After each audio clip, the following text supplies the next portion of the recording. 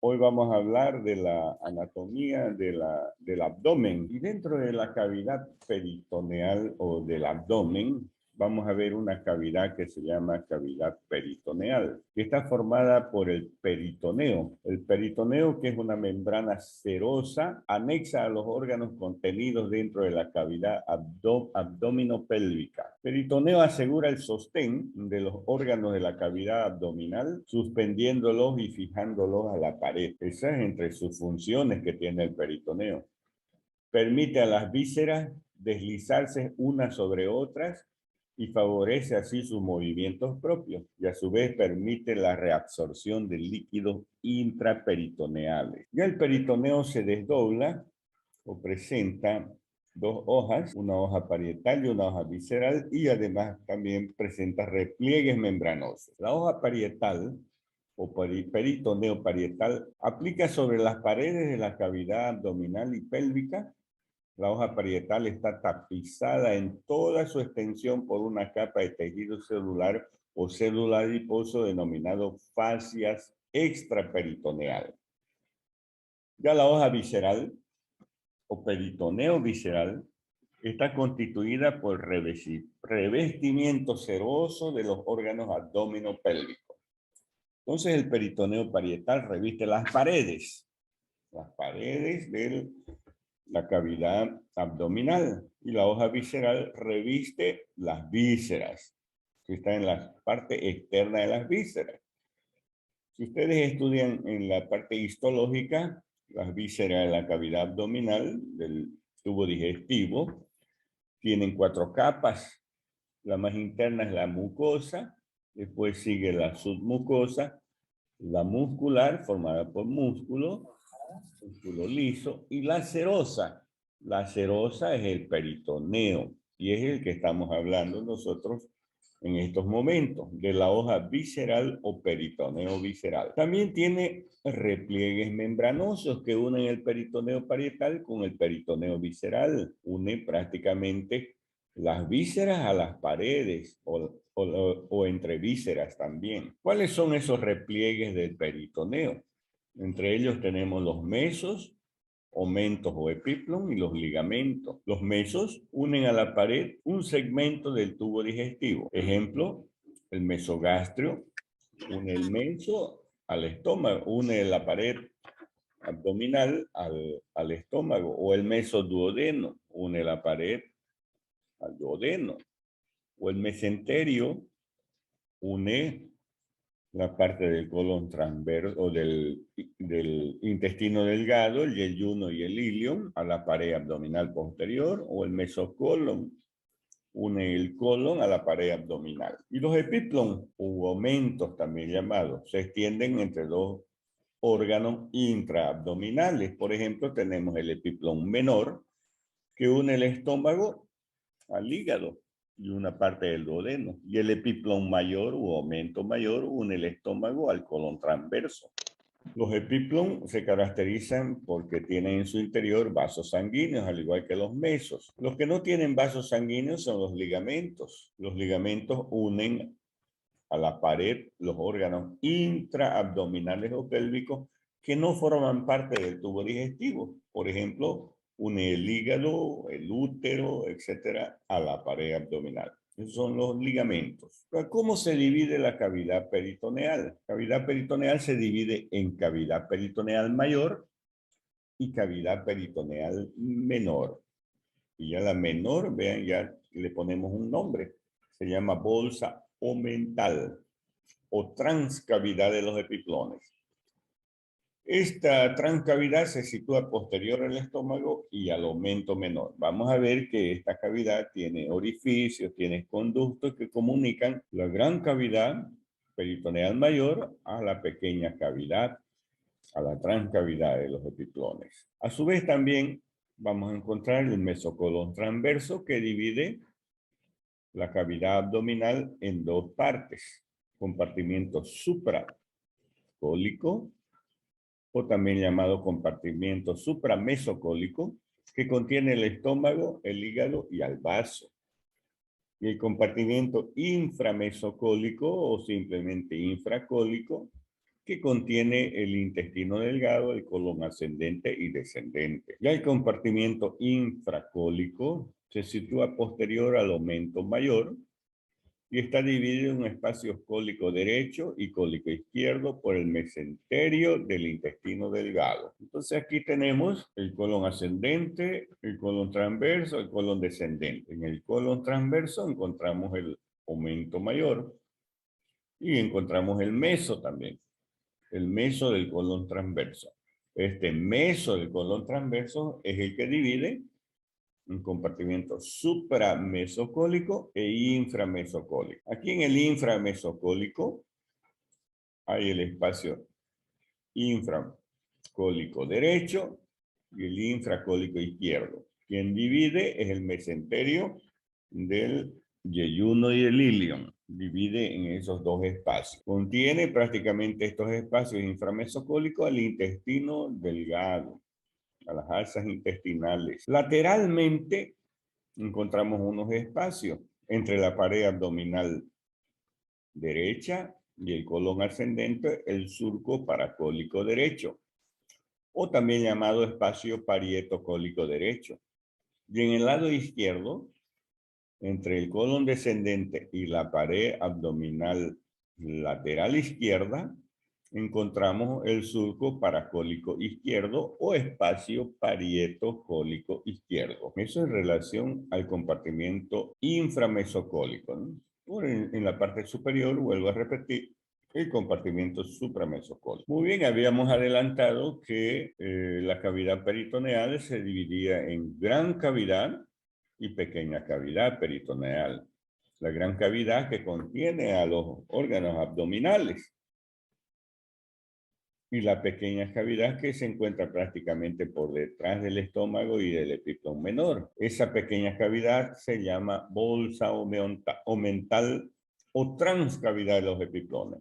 Es un divertículo, es decir, un espacio de la cavidad peritoneal y comunica con ella por medio de un orificio llamado orificio omental u orificio epiploide. Se divide en dos partes la bolsa omental: vestíbulo de la bolsa omental y bolsa omental propiamente dicha o transcavidad de los epiplones. Esta división se establece mediante dos pliegues serosos elevados por las arterias gástrica izquierda y arteria hepática común. Estos pliegues limitan un estrechamiento, que es la entrada de la bolsa omental, que comunica el vestíbulo con la bolsa omental. Vean, hay un orificio que se llama entrada de la bolsa omental. Vean, aquí tenemos el orificio de entrada de la bolsa omental. Si nosotros nos ubicamos en esta imagen, aquí en el lado derecho se encuentra el hígado, aquí en el lado izquierdo está el estómago. Entre el hígado y el estómago se encuentra el epiplón menor u aumento menor. El aumento mayor prácticamente está entre el estómago y el colon transverso y además desciende y cubre las asas intestinales del intestino delgado formando el delantal de los epiplones. Y aquí vemos el orificio de entrada de la bolsa omental. Vean, la mano está asegurando prácticamente el epiplón menor y aquí el orificio da prácticamente para introducir dos dedos sobre ese orificio. Este orificio,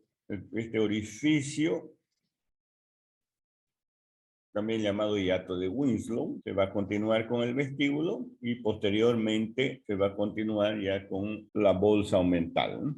O la transcavidad de los epiplones. Aquí encontramos en esta imagen pared abdominal anterior, en la parte posterior, la pared abdominal posterior, aquí están las vértebras, ¿no?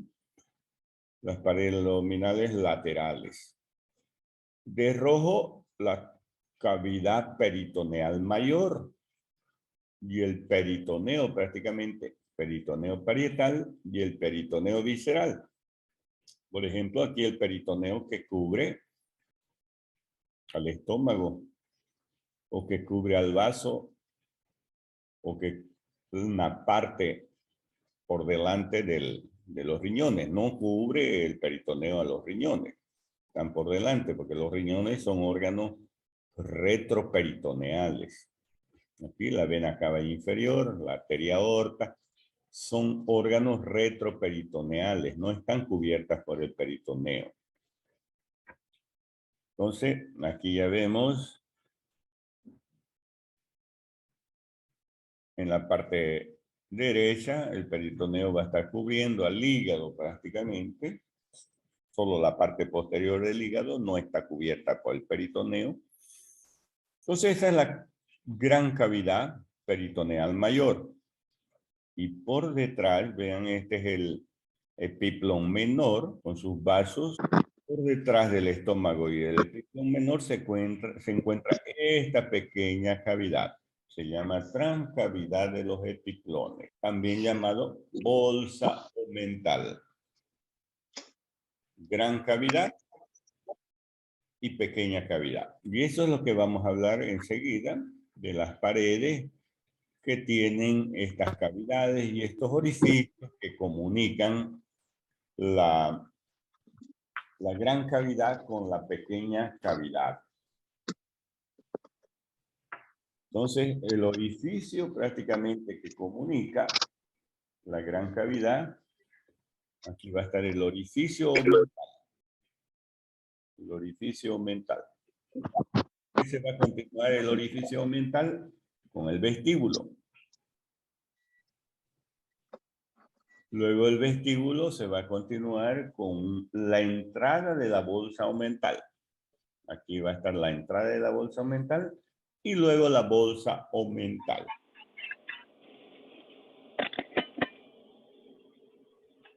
Si nosotros levantamos aquí el estómago, este es el estómago.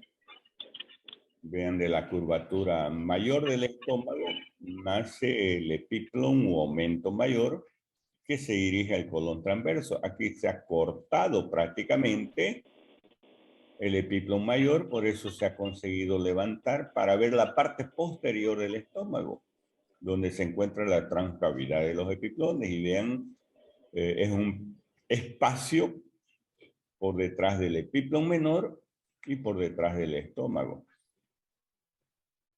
Por debajo del páncreas, vamos a ver enseguida, el duodeno, el hígado, todo eso forman parte de los orificios de entrada, el orificio de la bolsa omental o el orificio de entrada a la bolsa omental. Son dos orificios diferentes. Hay un orificio omental, también llamado hiato de Wieslund, y hay un orificio de entrada, se llama entrada de la bolsa omental. Muy bien, el primer orificio es el orificio omental, también llamado hiato de Wieslund. Hiato de Wieslund. ¿Cómo está formado o delimitado el orificio omental? Anteriormente, por el borde libre del epiplón menor con su pedículo hepático. ¿No? Epiplón menor con el pedículo hepático. Eso es la parte anterior del hiato de Wieslund u orificio omental. La parte posterior está formado por el relieve de la vena cava inferior. Vena cava inferior. La parte superior del hiato de Winslow está constituido por el proceso caudado del lóbulo caudado o lóbulo de Spiegel del hígado, y la parte inferior está constituido por la porción superior del duodeno o el bulbo duodenal. La porción superior del duodeno también se llama bulbo duodenal. Entonces, esos son los límites del hiato de Winslow. ¿Qué va a continuar después del hiato de Winslow? ¿A dónde nos vamos a introducir? Al vestíbulo, ¿no? Al vestíbulo de la bolsa omental. Entonces, ahí viene el vestíbulo de la bolsa omental, que se extiende desde el orificio omental o hiato de Wisdom hasta la entrada de la bolsa omental. ¿Cómo está delimitado este vestíbulo? Anteriormente, pared anterior por el aumento menor y la pared posterior por la pared abdominal posterior.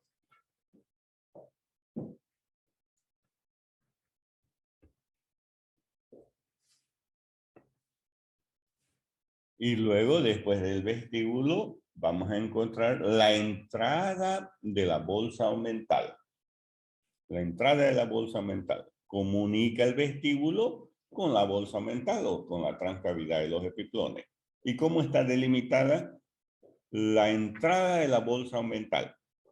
Posterior y superiormente por el pliegue gastropancreático. Posterior e inferiormente por el pliegue hepatopancreático. Y anteriormente por la curvatura menor del estómago. Y que nos falta ahora delimitar la bolsa omental o la transcavidad de los epiplones. Entonces ya viene la bolsa omental y la transcavidad de los epiplones. Vean de nuevo levantando el estómago, cortando el epiplón mayor, vemos ya la transcavidad de los epiplones o bolsa omental. Esta se extiende de derecha a izquierda, desde la entrada de la bolsa omental hasta el hilio del vaso. Aquí se encuentra el vaso, hasta el hilio del vaso. Está delimitada la pared superior por la reflexión del peritoneo parietal sobre el revestimiento seroso del estómago. Pared inferior va a estar delimitada por el aumento mayor. Aquí está el aumento mayor o epiplón mayor. Ya anteriormente, la pared anterior está delimitada superiormente por la cara posterior del estómago e inferiormente por el aumento mayor o epiplón mayor. Entonces, la cara posterior superiormente y el aumento mayor e inferiormente. Y la pared posterior por el cuerpo, aquí está el páncreas, por el cuerpo y la cola del páncreas. El riñón y glándula suprarrenal izquierda y el diafragma. El diafragma. Ahora el fondo o extremo izquierdo de la bolsa omental, denominado receso esplénico o receso lienal, está constituido posteriormente por el ligamento pancreático esplénico y anteriormente por el ligamento gastroesplénico. Muy bien, entonces vean ustedes cómo hemos hablado de la cavidad peritoneal mayor, cavidad peritoneal menor y los orificios, el orificio omental, el vestíbulo, la entrada de la bolsa omental y la bolsa omental o transcavidad de los epiplones. Veamos ahora los órganos que se encuentran en el interior de la cavidad abdominal. Vamos a ver el contenido del abdomen. Entre ellos se encuentra el estómago. El estómago es una dilatación prácticamente del tubo digestivo, la continuación del esófago. El estómago ocupa prácticamente la mayor parte del compartimiento supramesocólico y tiene la forma de una letra J mayúscula o de una gaita. Tiene como función de conducción y de reservorio. Aquí llega el alimento que nosotros introducimos por nuestra boca, llega a través del esófago al estómago. Sirve para conducir el alimento desde el estómago hasta el intestino delgado, pero a su vez también de reservorio. Puede quedar algunas horas el alimento a nivel del estómago para después pasar al duodeno, de acuerdo al tipo de alimento, ¿no es cierto? Y aquí encontramos, vean ustedes, el estómago. Este es el epiplón menor la curvatura menor del estómago o borde derecho del estómago, con su epiplón u aumento menor que se une al hígado y al bulbo duodenal, es decir, a la porción superior del duodeno.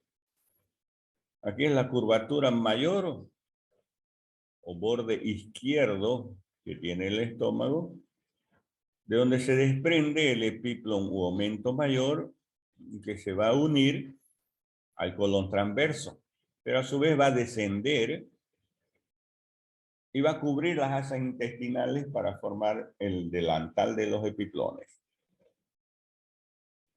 Entre sus porciones que tiene el estómago, la parte superior, es decir, esta porción vertical que tiene el estómago, tiene el fundus gástrico o fondo del estómago, el cuerpo del estómago, ya la porción horizontal es donde de la letra J, ¿no? Se encuentra el antro pilórico, la porción pilórica y el canal pilórico. Y se va a continuar con el duodeno. Entre el duodeno y el píloro, la porción pilórica, se encuentra el píloro. Y en la parte superior, entre el esófago y el estómago, se encuentra el cardias. Aquí la curvatura menor, la curvatura mayor. El estómago es un segmento dilatado del tubo digestivo que se halla en situación intermedia entre el esófago y el duodeno, ¿no?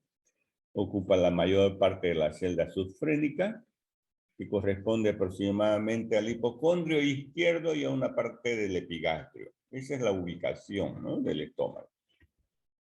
Mide de 25 centímetros de largo y de 10 a 12 centímetros de ancho, medido de un borde al otro en la parte media del órgano, y 8 a 9 centímetros en sentido antero-posterior. En su configuración externa se ha comparado el estómago a una gaita o a una letra J mayúscula, una porción vertical y una porción horizontal.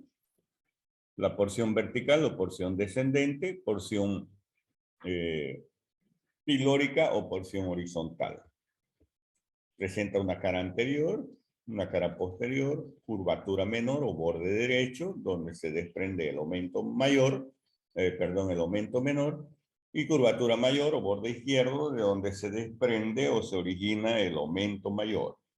El orificio superior es el cardia, que está situado a nivel de la vértebra torácica 11, y el orificio inferior es el píloro, que se comunica con el duodeno y está localizado a nivel de la vértebra lumbar 1.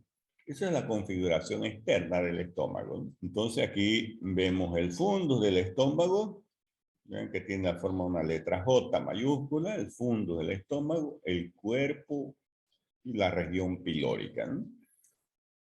Curvatura menor y la curvatura mayor. El orificio superior, el cardias, y el orificio inferior, que es el píloro, que se va a comunicar con la primera porción superior del duodeno o bulbo duodenal. Y una pared anterior o cara anterior y una pared posterior o cara posterior. Anteriormente, el estómago se va a relacionar con el diafragma, con el hígado, porque una parte del hígado va a cubrir la cara anterior, al igual que el diafragma, ¿no? Cubre la parte anterior del estómago, con la pared abdominal anterior y con el colon transverso. Esa es la pared anterior.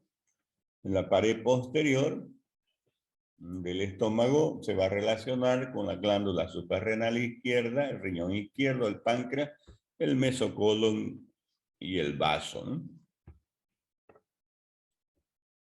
Pero la cara anterior va a tener relaciones con un espacio que se llama espacio semilunar de Traube y con el triángulo de la B.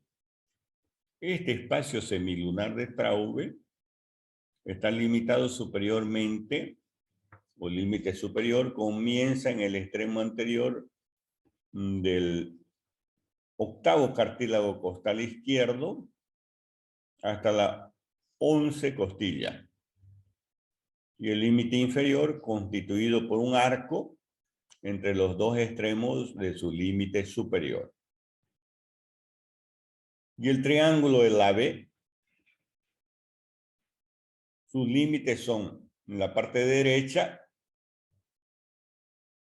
el noveno cartílago costal derecho, hasta el extremo anterior del octavo cartílago costal izquierdo. El lado izquierdo, eso anteriormente, ¿no? El octavo cartílago costal. El lado izquierdo del arco costal, inferiormente la línea horizontal, que no rebasa superiormente los noveno o el noveno cartílago costal. Entonces son dos espacios, principalmente el espacio semilunar de Traube es un espacio de timpanismo del estómago, ¿no? Hay el sonido mate y el sonido timpánico, eso ustedes lo van a llevar en materias más superiores, en semiología, ¿no? Muy bien, aquí tenemos, por ejemplo, un cuadro donde representa la arteria aorta abdominal. Aquí está el tronco celíaco, una de las ramas. Este tronco celíaco constituido por la arteria esplénica, que va a irrigar al vaso y que va a dar origen a vasos cortos para irrigar al estómago. La gástrica izquierda, esta es la arteria gástrica izquierda, rama del tronco celíaco también, que forma parte de la irrigación del estómago a través de la curvatura menor del estómago. Y la hepática, esta es la arteria hepática común. Ya después se va a dividir en hepática izquierda y en hepática derecha. Pero entre sus ramas de la arteria hepática, o rama del tronco celíaco, la arteria hepática va a dar origen a la arteria gástrica derecha. La arteria gástrica derecha que se va a anastomosar con la gástrica izquierda, ¿no? A nivel de la curvatura menor. Las dos gástricas, izquierda y derecha, formando la irrigación de la curvatura menor. También esta arteria hepática común va a dar origen a la arteria gastroduodenal. La arteria gastroduodenal que va a dar origen a la arteria gastroomental derecha, que se va a unir a la arteria gastroomental izquierda. La gastroomental izquierda es rama de la arteria, la gastromental izquierda que es rama de la arteria esplénica. Entonces las dos arterias, gastromental izquierda y gastromental derecha, son ramas de la arteria, forman parte de la irrigación del estómago a través de la curvatura mayor. Y aquí aprovechamos también la gastroduodenal, la arteria gastroduodenal que va a dar origen a otra arteria que es la pancreático duodenal superior, que se divide en anterior y en posterior. Y aquí aprovechamos la esplénica también que va a dar origen a ramas pancreáticas que van a irrigar al páncreas. Ramas pancreáticas. Ya la pancreático duodenal inferior es rama de la arteria mesentérica superior. La arteria mesentérica superior también es rama de la arteria aorta abdominal. Entonces, pancreático duodenal inferior, que se va a dividir en anterior y en posterior también, y aquí la pancreático duodenal superior, que se divide en anterior y superior. La inferior, rama de la arteria mesentérica superior, y la pancreático duodenal superior, rama de la arteria gastroduodenal. La arteria gastroduodenal, rama de la hepática común, y la hepática común, rama del tronco celíaco, y el tronco celíaco de la arteria aorta.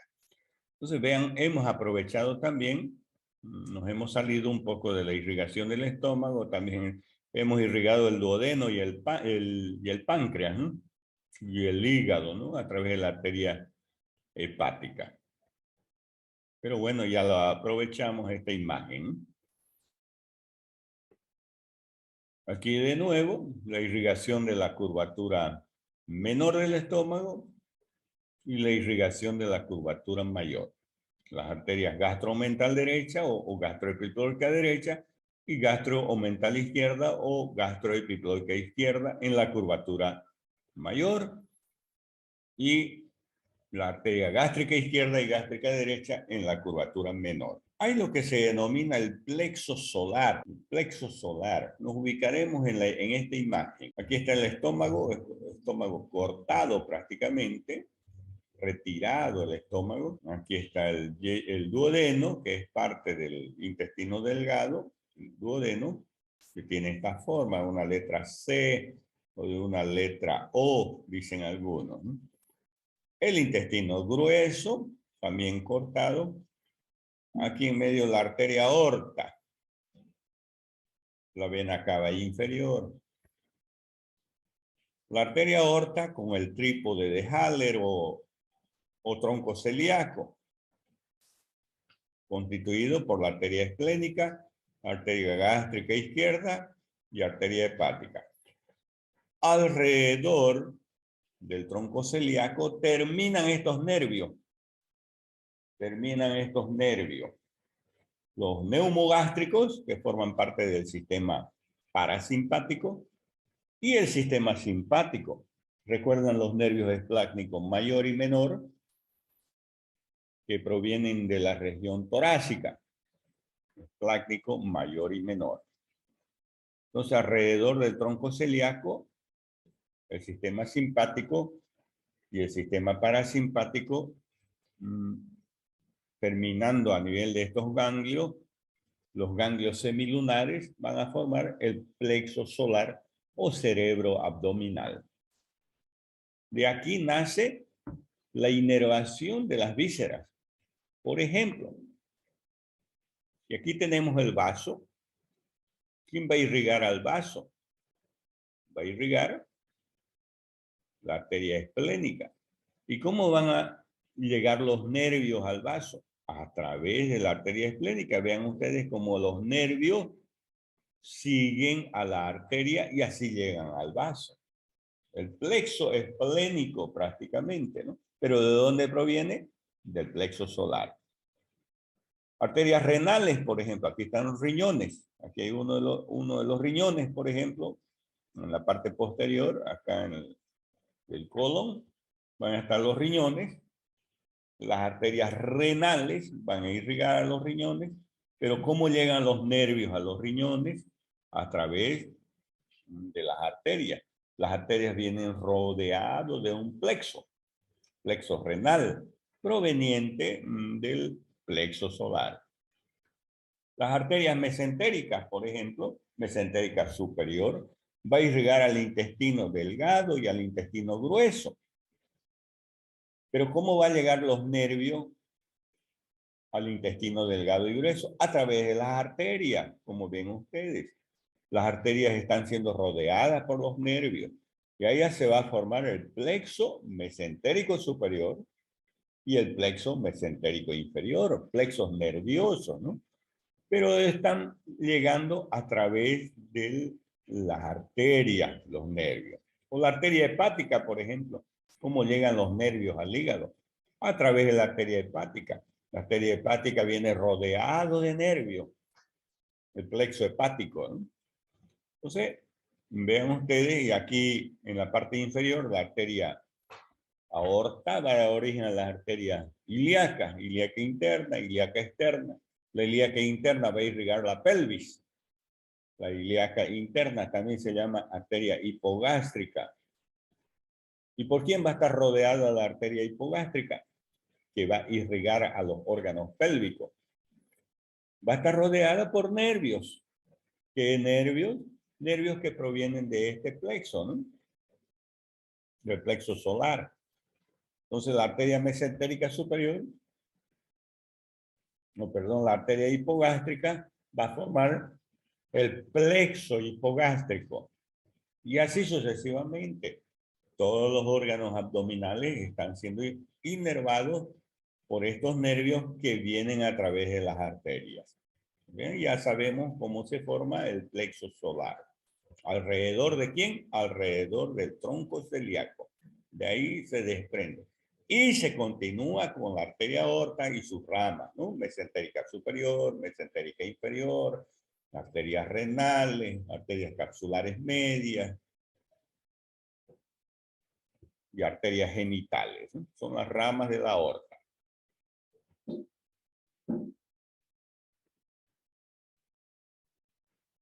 Muy bien, después del estómago tenemos el intestino delgado. Antes de pasar al intestino delgado, también los nervios neumogástricos, el neumogástrico anterior que inerva la cara anterior del estómago y el neumogástrico posterior inerva la cara posterior del estómago. Muy bien, ahora pasamos al intestino delgado. El intestino delgado tiene 3 porciones: el duodeno, el yeyuno y el ilion. Al duodeno se le designa como porción fija del intestino delgado y al yeyuno y al ilion se lo designa como porción móvil. El duodeno prácticamente que tiene esta forma de una letra C o porción fija, porque está fijado a través del músculo de Treis a la pared abdominal posterior y a su vez también rodea la cabeza del páncreas. Entonces esas son las 3 porciones que tiene el intestino delgado, que es un segmento del tubo digestivo que mide 7 metros de longitud. En el intestino delgado se distinguen 2 partes principales, una fija, que es el duodeno, y otra móvil, que es el yeyuno y el ileón. El duodeno está enrollado en forma de anillo alrededor de la cabeza y cuello del páncreas. Se diferencia el yeyuno del ileón en que está casi inmovilizado por sus conexiones con los vasos vecinos. Conexión con el hígado, con el páncreas y con el peritoneo. Recuerdan, el epiplón menor también se inserta en el duodeno, ¿no? U aumento menor. Entonces está más fijo el duodeno. Y el músculo de Treis que fija el duodeno a la pared abdominal posterior. Longitud del duodeno, 25 centímetros de longitud. Su diámetro medio, de 3 a 4 centímetros. Tiene 4 porciones el duodeno. Porción superior o bulbo duodenal o ascendente. Se extiende desde el píloro hasta el cuello de la vesícula biliar. La segunda porción, esa era la primera, ¿no? La segunda porción también se llama descendente o vertical. Se extiende desde el cuello de la vesícula biliar a la cabeza del páncreas. Ahí encontramos nosotros la papila duodenal mayor, que tiene una excavación, esa papila duodenal mayor, llamada ampolla de Vater. Ahí en la ampolla de Vater va a terminar el conducto colédoco. Y el conducto colédoco que viene del hígado o de la vesícula biliar, ¿no?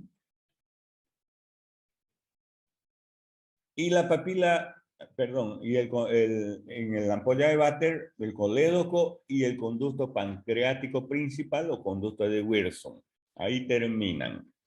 Y en la papila duodenal menor, que está más o menos unos 2 o 3 centímetros por encima de la papila duodenal mayor, va a desembocar o va a terminar los conductos pancreáticos accesorios. Entonces, en la ampolla de Vater termina el colédoco, conducto colédoco, que proviene del hígado y de la vesícula biliar, y el conducto pancreático principal, que proviene del páncreas. El colédoco trae bilis, trae la bilis hacia el intestino delgado, y el conducto pancreático trae el jugo pancreático con las enzimas pancreáticas, ¿no? Y en la papila duodenal menor, el conducto pancreático accesorio, que también traen sustancias que son el jugo pancreático con las enzimas pancreáticas, ¿no? La tercera porción horizontal o porción inferior, orientada horizontalmente de derecha a izquierda, se extiende desde la cabeza del páncreas a los vasos mesentéricos superiores. Y la última porción, la cuarta porción, porción descendente, se extiende desde los vasos mesentéricos superiores al ángulo o flexura duodeno-yeyunal. Ahí termina entonces ya el duodeno, continuándose con el yeyuno. La irrigación ya la hemos nombrado hace un momento, las arterias pancreático-duodenal superior, anterior y posterior, pancreático-duodenal superior, anterior y posterior, y la pancreático-duodenal inferior, anterior y posterior también. Ambas se anastomosan irrigando al duodeno. ¿Qué continúa al duodeno? El yeyuno y el ilion. Su longitud del yeyuno y ilion es de 6.5 metros. Su calibre es de 3 centímetros en la flexura duodeno-yeyunal. Disminuye gradualmente hasta el intestino grueso y que solo mide 2 centímetros de diámetro en su terminación, en su calibre, ¿no? ¿Y qué va a formar el yeyuno y el ilion? Las asas intestinales. Las asas intestinales va a estar cubierta por el delantal de los epiplones. Recuerdan el epiplon mayor o aumento mayor, que proviene de la curvatura mayor del estómago hasta el colon transverso y de ahí desciende a manera de una cortina el epiplon mayor, formando el delantal de los epiplones, cubriendo las asas intestinales. Entonces las asas intestinales son parte o están siendo formadas por el yeyuno y el ilion. Vean ustedes aquí las asas intestinales prácticamente que vemos que más o menos hacen de 15 a 16 sinuosidades formando las asas intestinales. ¿Dónde se va a originar el yeyuno? En el ángulo duodeno-yeyunal o flexura duodeno-yeyunal. ¿Y dónde va a terminar? Entonces, duodeno, yeyuno, ¿no? Ya esto es el yeyuno, donde va a terminar el yeyuno a nivel del ciego, que es la primera porción del intestino grueso.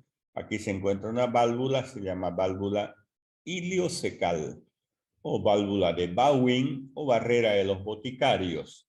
Ahí es donde termina el ilion, es decir, el intestino delgado. Si yo les pregunto dónde comienza el intestino delgado, comienza en el píloro, en el píloro. ¿Y dónde termina el intestino delgado? En la válvula iliocecal. ¿Dónde comienza el duodeno? En el píloro. ¿Dónde termina? En el ángulo duodeno-yeyunal. ¿Dónde comienza el yeyuno y el ilion? O el yeyuno en el ángulo duodeno-yeyunal. ¿Y dónde termina el ilion? Porque el ilion es continuación del yeyuno en la válvula iliocecal. Este yeyuno e ilion está siendo fijado prácticamente o se inserta en el yeyuno y en el ilion un repliegue peritoneal llamado mesenterio. Entonces, mesenterio se inserta en el yeyuno y en el ilion y termina en la pared abdominal posterior. A manera de abanico, vean ustedes, que es un repliegue peritoneal. El mesenterio no se encuentra en el duodeno, solo en el yeyuno y en el ilion. ¿Qué contiene el mesenterio? A la arteria mesentérica superior, a la vena mesentérica superior, por eso mesenterio, ¿no? Por las venas y arterias mesentéricas. Nódulos linfáticos mesentéricos superiores, plexos nerviosos mesentéricos superior y grasa. Gran cantidad de grasa en el adulto. En el recién nacido casi no tiene grasa. Entonces, lo que vamos a encontrar en su interior del mesenterio A esa membrana vamos a encontrar bastante grasa y los vasos sanguíneos, mesentéricos y nervios con nódulos linfáticos. Entonces, eso es el mesenterio. Y recuerden que el mesenterio es el que divide el compartimiento inframesocólico en derecho y en izquierdo, ¿no? Como está irrigado el intestino, el yeyuno y el ilium por las arterias yeyunales e ileales, que son ramas intestinales de la arteria mesentérica superior. Ramas yeyunales e ileales de la mesentérica superior, las venas yeyunales e ileales, dispuestas como las arterias, desembocan en la vena mesentérica superior. Ya la vena mesentérica superior se va a unir a la vena esplénica, para formar la vena porta, que termina en el hígado, ¿no? Juntamente desemboca formando parte de la vena porta, la mesentérica inferior, la vena mesentérica inferior. Los nervios proceden del plexo celíaco por medio del plexo mesentérico superior. Esa es la inervación del yeyuno e ilium. Ya sabemos cómo está formado el plexo mesentérico superior, ¿no? Es decir, los nervios que vienen envolviendo a la arteria mesentérica forman el plexo mesentérico superior. Luego tenemos el intestino grueso. El intestino grueso es continuación del intestino delgado. Ya es más corto, sí, el intestino grueso. ¿De dónde se extiende? Desde el ilium, es decir, donde termina el ilium, la válvula iliocecal, hasta el ano. Hasta el ano. La longitud del intestino grueso ya es menor que el intestino delgado, mide 1,5 metros de diámetro, 7 centímetros en el origen del colon ascendente, 5 centímetros de diámetro en el colon transverso, 3 a 5 centímetros en el colon descendente. Es decir, va estrechándose, ¿no? Ya el intestino grueso vuelve a aumentar ligeramente de calibre en el colon sigmoide y presenta a la altura del recto una dilatación llamada ampolla rectal. Entonces el estómago, en cuanto a la función, hemos dicho que es reservorio, es de digestión prácticamente del alimento, ¿no? Conducción y reservorio. El intestino delgado prácticamente es de absorción, principalmente en el duodeno, absorción de los alimentos, gracias en la mucosa del duodeno que presenta las vellosidades intestinales, absorción de los alimentos. Y ya en el intestino grueso, del cual estamos hablando, sirve prácticamente para absorber el agua que está transitando por el intestino grueso y va a formar las heces fecales, ¿no? Para su eliminación de los desechos, ¿no? Muy bien, eso en relación entonces a la función que tiene el tubo digestivo, ¿no? Estómago, intestino delgado y el grueso en estos momentos que estamos hablando. ¿Cuáles son las porciones que tiene el intestino grueso? La primera porción se llama ciego. Este es el ciego, donde se encuentra el apéndice. El apéndice vermiforme. Después del ciego sigue el colon ascendente. ¿Hasta dónde? Hasta la flexura cólica derecha, o ángulo hepático también llamado. Después de la flexura cólica derecha sigue el colon transverso. ¿Hasta dónde? Hasta la flexura cólica izquierda o ángulo esplénico también llamado. Después se encuentra el colon descendente que se va a introducir a la pelvis formando el colon sigmoides. ¿Hasta dónde llega el colon sigmoide? Hasta la vértebra sacra 3 y después de la vértebra sacra 3 se va a continuar con el recto que termina en el ano, ¿no? Entonces son las porciones que tiene el intestino grueso, ¿no? Configuración externa, el intestino grueso es más voluminoso que el intestino delgado. Está recorrido en toda su longitud por cintas musculares longitudinales llamadas tenias del colon. Esa es una de las características, ¿no?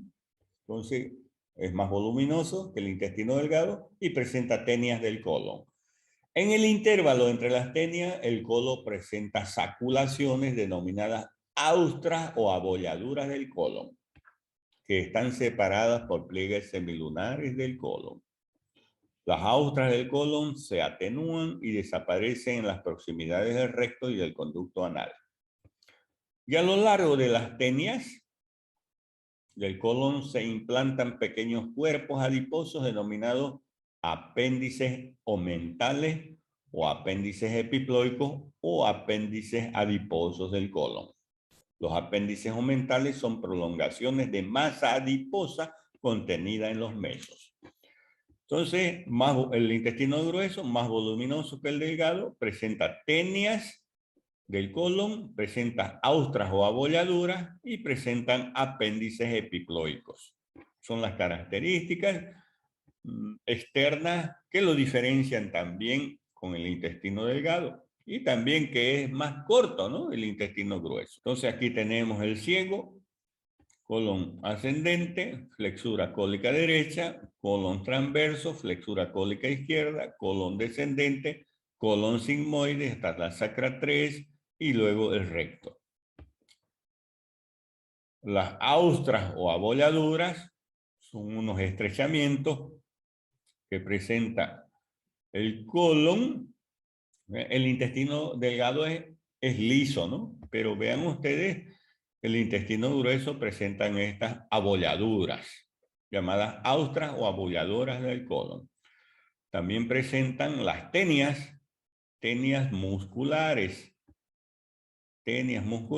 y colgadas prácticamente de las tenias musculares se encuentran estos panículos adiposos o estas bolitas de grasa denominadas apéndices epiploicos, que lo vemos de color amarillo, la grasa, ¿no? Los apéndices epiploicos. El ciego presenta 6 centímetros de alto. En el ciego se encuentra en la parte interna, en la cara interna del ciego, se encuentra el apéndice vermicular, que mide 7 a 8 centímetros. Al ciego le continúa el colon ascendente, que mide 8 a 15 centímetros. El colon transverso, que mide de 40 a 80 centímetros, es el más largo del intestino. El colon descendente, 12 centímetros. Colon sigmoide, que tiene una porción ilíaca y una porción pélvica, que mide 40 centímetros. Y el recto, 12 a 15 centímetros de longitud. 2 a 3 centímetros corresponden al conducto anal. De esos 15 centímetros, 2 a 3 al conducto anal. Esas son las dimensiones que presentan cada una de las porciones del intestino grueso, ¿no? ¿Cuánto es irrigación? Entonces, tenemos que necesariamente partir de la aorta.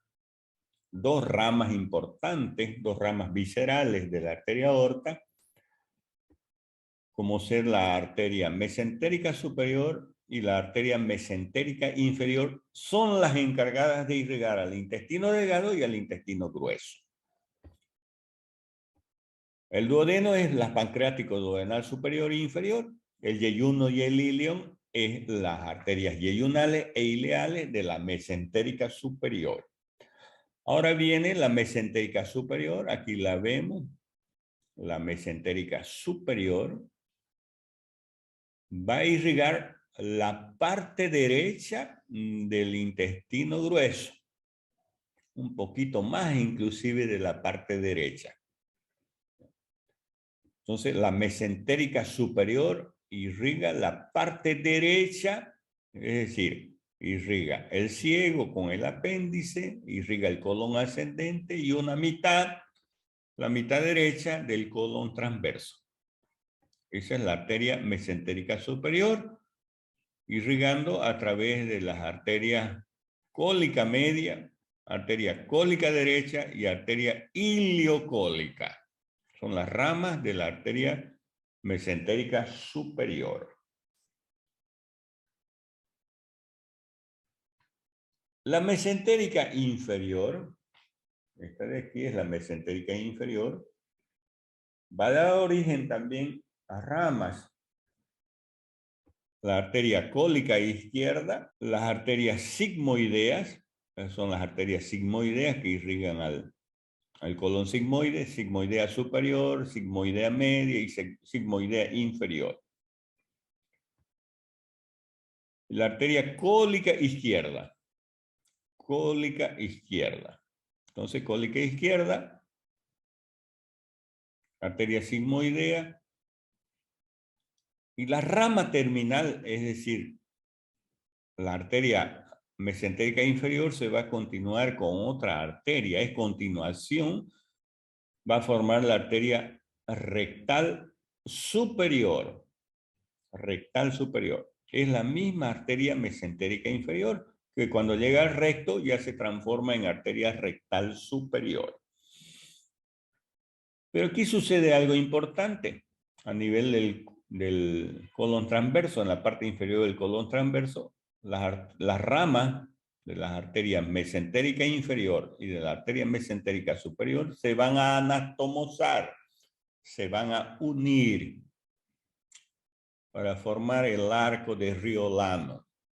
Es la unión de las arterias mesentérica superior e inferior por debajo del colon transverso.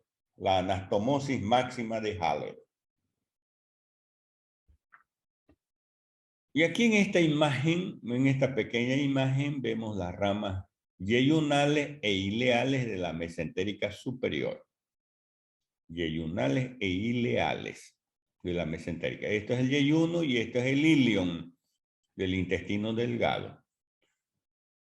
Pero esta parte distal del ilion, que va a terminar en la válvula iliocecal, la parte distal está desprovista prácticamente de irrigación.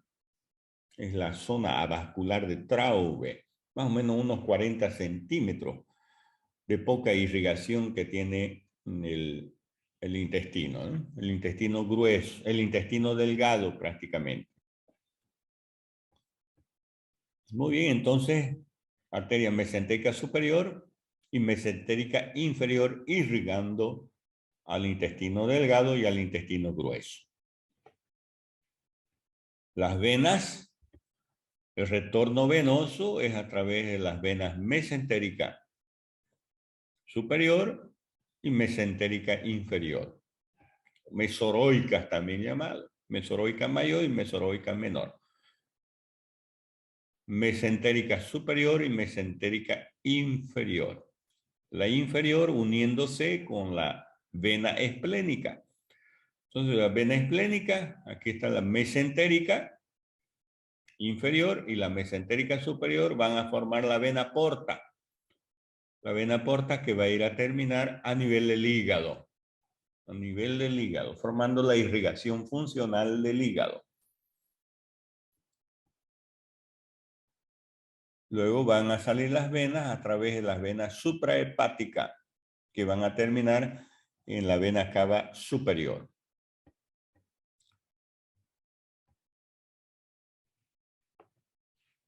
Aquí de nuevo hemos dicho que la parte derecha y la mitad derecha del colon transverso está irrigada por la arteria mesentérica superior, rama de la aorta. El recorrido inverso son las venas. Vena mesentérica superior, que recoge la sangre de donde irriga la arteria mesentérica superior. Y la vena mesentérica inferior, que recoge la sangre de donde irriga la vena mesentérica inferior. Vean uniéndose aquí la vena esplénica con la vena mesentérica inferior para ir a unirse esas dos a la vena mesentérica superior para formar la vena porta, que termina en el hígado. Antes de marcharnos, diremos que existen las arterias, la irrigación del recto también. El recto está irrigado por las arterias rectales. La arteria rectal superior, que es la rama terminal de la mesentérica inferior, la arteria rectal media, rama de la ilíaca interna, y la arteria rectal inferior, rama de la arteria pudenda interna. La pudenda interna de la rama de la hipogástrica. Y las venas hacen el recorrido inverso, ¿no? Las venas, vena rectal superior, que va a desembocar en la vena mesentérica superior, la vena rectal media desemboca en la vena ilíaca interna o hipogástrica, y la vena rectal inferior desemboca en la vena pudenda interna. Ya la pudenda interna va a ir a desembocar en la ilíaca interna. La ilíaca interna se une a la ilíaca externa y forman las venas ilíacas primitivas. Las venas ilíacas primitivas derecha e izquierda forman al unirse la vena cava inferior, que termina directamente en el atrio derecho. En cambio, las venas rectal superior y vena rectal media van a ser parte del sistema porta. El sistema porta o la vena porta van a ir a terminar a nivel del hígado. Entonces las venas de la parte inferior del recto terminan en la cava inferior, la vena rectal inferior. En cambio las otras venas, vena rectal superior, desemboca en la vena mesentérica inferior. Esa va a formar parte del sistema porta. Entonces, dos sistemas recogen la sangre del recto, la vena rectal superior, que va a ir al sistema porta, y la vena rectal inferior y la vena rectal media, que va a ir al sistema de la vena cava inferior.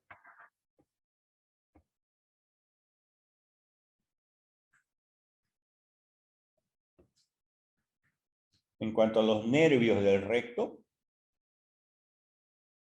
el plexo rectal superior, plexo rectal medio y el plexo rectal inferior son los encargados de inervar al recto.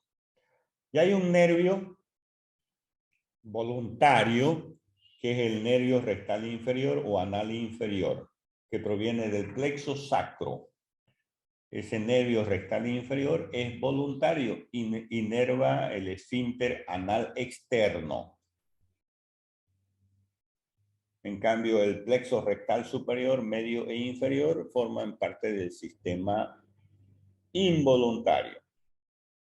Existe una inervación intrínseca del tubo digestivo a través de los plexos entéricos, plexo submucoso o plexo de Meissner, la función de absorción, porque está en la submucosa, y el plexo entérico o mientérico de Auerbach, que se encuentra a nivel de la capa muscular del intestino delgado y grueso, ¿no?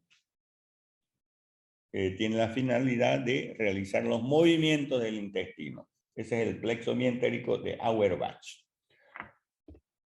Muy bien. Entonces hemos avanzado la parte de la anatomía del peritoneo, la gran cavidad peritoneal, la pequeña cavidad o transcavidad de los epiplones, el estómago, el intestino delgado y el intestino grueso.